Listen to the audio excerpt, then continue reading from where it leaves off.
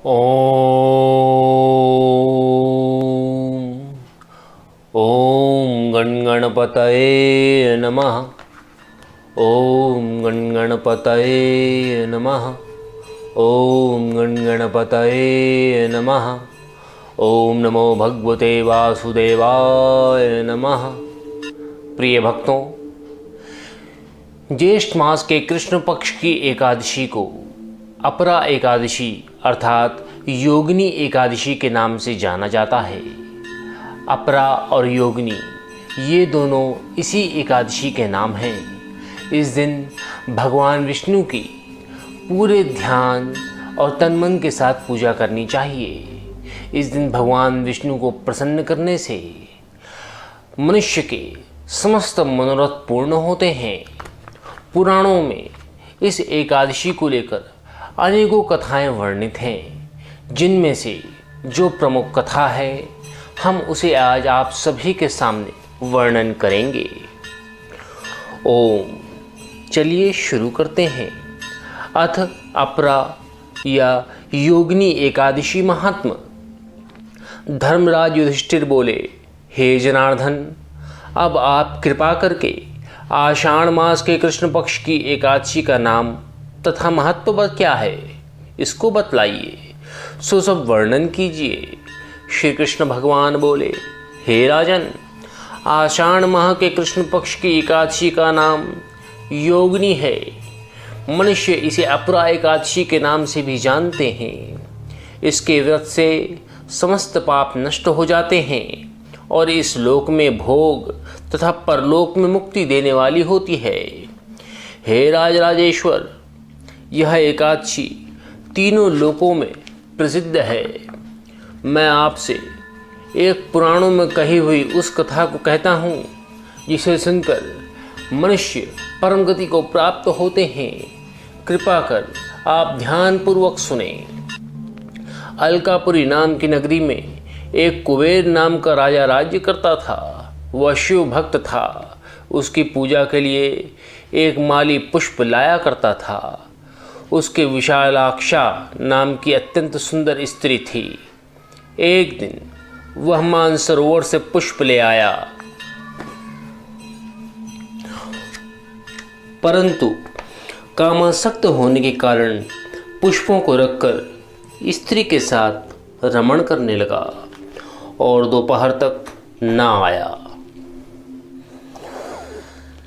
जब राजा कुबेर को उसकी राह देखते देखते दोपहर हो गया, तो उसने क्रोधपूर्वक अपने सेवकों को आज्ञा दी कि तुम लोग जाकर हेममाली का पता लगाओ कि वह अभी तक पुष्प क्यों नहीं लाया है। जब यक्षों ने उसका पता लगा लिया, तो एक कुबेर के पास आकर कहने लगे, हे राजन, वह माली अभी तक अपनी स्त्री के साथ रमण कर रहा है। यक्षों की इस बात को सुनकर कुबेर ने हेममाली को बुलाने की आज्ञा दी। हेममाली राजा कुबेर के सम्मुख डर से कंपकपाता हुआ उपस्थित हुआ और उसने कुबेर को प्रणाम किया। उसको देखकर राजा कुबेर को महान क्रोध आया। उसने कहा, हे पापी, महानीच कामी, तूने मेरे पूजनीय ईश्वरों के भी ईश्वर परम पूज्य शिव जी का भी अनादर किया है। इससे मैं तुझे श्राप देता हूँ कि तू स्त्री का वियोग भोगेगा और मृत्युलोक में जाकर कोढ़ी होगा। कुबेर के श्राप के प्रभाव से वह उसी क्षण स्वर्ग से पृथ्वी पर गिरा और कोढ़ी हो गया। उसकी स्त्री भी उसी समय अंतर्ध्यान हो गई। मृत्युलोक में आकर उसने महान दुख भोगे, परंतु शिव जी की भक्ति के प्रभाव से उसकी बुद्धि मलिन न हुई। वह हिमालय पर्वत की ओर चल दिया। वहाँ पर चलते चलते वह मार्कंडेय ऋषि के आश्रम में पहुँचा। वह ऋषि अत्यंत वृद्ध तथा तपशाली थे। उनको देखकर वह हेममाली वहाँ गया और उनको प्रणाम करके उनके चरणों में गिर पड़ा। इसको देखकर मार्कंडेय ऋषि बोले कि तूने कौन से कर्म किए हैं जिससे तू कोढ़ी हुआ और महान दुख भोग रहा है। इस पर हेममाली बोला, हे मुनीश्वर, मैं यक्षदान कुबेर का सेवक हूँ। मैं राजा की पूजा के लिए नित्य प्रति पुष्प लाया करता था। एक दिन अपनी स्त्री के साथ विहार करते करते मुझे देर हो गई और दोपहर तक पुष्प लेकर न पहुँचा। तब महाराज कुबेर ने मुझे श्राप दे दिया कि तू अपनी स्त्री का वियोग भोगेगा और मृत्युलोक में जाकर कोढ़ी बन जाएगा तथा दुख भोगेगा। इसी अपराधवश मैं कोढ़ी हो गया और महान दुखों को भोग रहा हूँ। अतः आप कोई ऐसा उपाय बतलाइए जिससे मेरी मुक्ति हो सके। इस पर मार्कंडेय ऋषि बोले कि भाई, तूने तो मुझे धर्म संकट में डाल दिया। मेरे सम्मुख सत्य वचन कहते हुए मुझे आभास है कि तुझे अपने अपराध का बोध हो गया है। इसलिए मैं तेरे उद्धार के लिए एक व्रत बतलाता हूँ। यदि तू आषाढ़ मास के कृष्ण पक्ष की योगिनी एकादशी अर्थात अपरा एकादशी का विधि पूर्वक व्रत करेगा तो तेरे सभी पाप नष्ट हो जाएंगे। इस पर हेममाली बहुत प्रसन्न हुआ और मुनि के वचनों के अनुसार योगिनी एकादशी का विधि पूर्वक व्रत करने लगा। इसके प्रभाव से वह फिर अपने पुराने रूप में आ गया और अपनी स्त्री के साथ विहार करने लगा। हे राजन, इस योगिनी की कथा का फल 88 सहस्त्र ब्राह्मणों को भोजन कराने के बराबर है।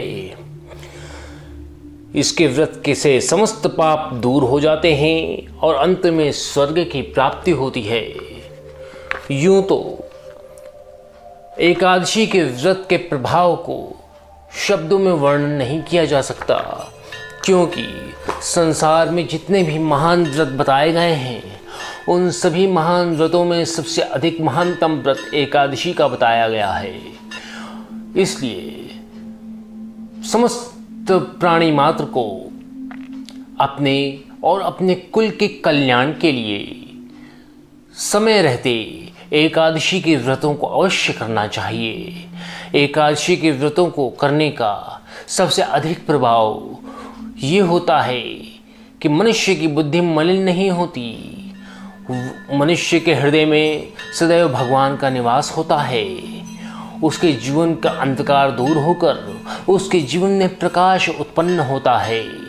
मनुष्य अपनी और अपने कुल की परम गति की प्राप्ति के लिए एकादशी के व्रतों को कर कर भगवान के अत्यंत प्रिय बन जाते हैं। अतः अंत में मैं यही कहूँगा कि हर किसी को एकादशी के व्रतों को अवश्य करना चाहिए, क्योंकि मनुष्य को जो गति एकादशी के व्रत दिला सकते हैं वो गति संसार में और किसी जप तप से प्राप्त नहीं हो सकती और किसी व्रत से प्राप्त नहीं हो सकती। ओम नमो भगवते वासुदेवाय नमः। ओम नमो भगवते वासुदेवाय नमः। ओम नमो भगवते वासुदेवाय नमः। भक्तों, अभी आपने एकादशी के व्रत के महात्म्य के बारे में सुना। अपरा अर्थात योगिनी एकादशी को करने से जो लाभ होते हैं उन सभी लाभों का वर्णन हमने विस्तार पूर्वक किया। इन समस्त लाभों को प्राप्त करने के लिए हम सभी को योगिनी अर्थात अपरा एकादशी के व्रत को विधि विधान से पूर्ण निष्ठा के साथ करना चाहिए। जैसा कि महात्म्य की कथा में आपको बताया कि योगिनी अर्थात अपरा एकादशी के व्रत को करने का जो फल प्राप्त होता है वो 88 सहस्त्र ब्राह्मणों को भोजन कराने के फल के बराबर होता है। अतः हम सभी को अपने कुल की कीर्ति के लिए और अपने पारलौकिक कल्याण के लिए, अपने आध्यात्मिक ज्ञान की वृद्धि के लिए, अपने पापों को नष्ट करने के लिए अपरा अर्थात योगिनी एकादशी के व्रत को नियम पूर्वक करना चाहिए। हम सभी को भगवान श्री कृष्ण का धन्यवाद करना चाहिए कि उन्होंने इस परम पवित्र कथा को हम समस्त संसार के प्राणियों के कल्याण के लिए धर्मराज को बताया। ओम नमो भगवते वासुदेवाय नमः। ओम नमो भगवते वासुदेवाय नमः। ओम नमो भगवते वासुदेवाय नमः। अपरा एकादशी पूजन विधि या योगिनी एकादशी पूजन विधि।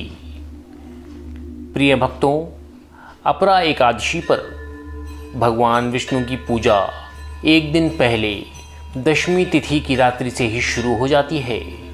दशमी तिथि के दिन सूर्यास्त के बाद भोजन ग्रहण करने की मनाही है। सुबह सूर्योदय से पहले उठें और स्नान के जल में गंगा जल मिलाकर स्नान कर साफ कपड़े पहनकर विष्णु भगवान का ध्यान करना चाहिए।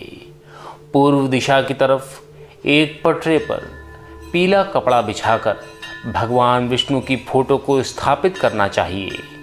इसके पश्चात दीप जलाना चाहिए और कलश को स्थापित करना चाहिए। भगवान विष्णु को फल फूल, पान, सुपारी, नारियल, लौंग आदि अर्पित करना चाहिए और खुद भी पीले स्थान पर बैठना चाहिए। अपने दाएं हाथ में जल लेकर अपनी मनोकामना का मन में ध्यान कर भगवान विष्णु से प्रार्थना करनी चाहिए। हे प्रभु, पूरा दिन निराहार रहूँगा। शाम के समय अपरा एकादशी की व्रत कथा को सुनना और तत्पश्चात फलाहार करना चाहिए। शाम के समय भगवान विष्णु की प्रतिमा के सामने एक गाय के घी का दीपक जलाना चाहिए। माना जाता है जो लोग एकादशी के दिन व्रत नहीं कर रहे हैं उन्हें इस दिन चावल नहीं खाने चाहिए। एकादशी के दिन विष्णु सहस्त्र नाम का पाठ करने से भगवान विष्णु की विशेष कृपा मिलती है। ओम नमो भगवते वासुदेवाय नमः। ओम नमो भगवते वासुदेवाय नमः।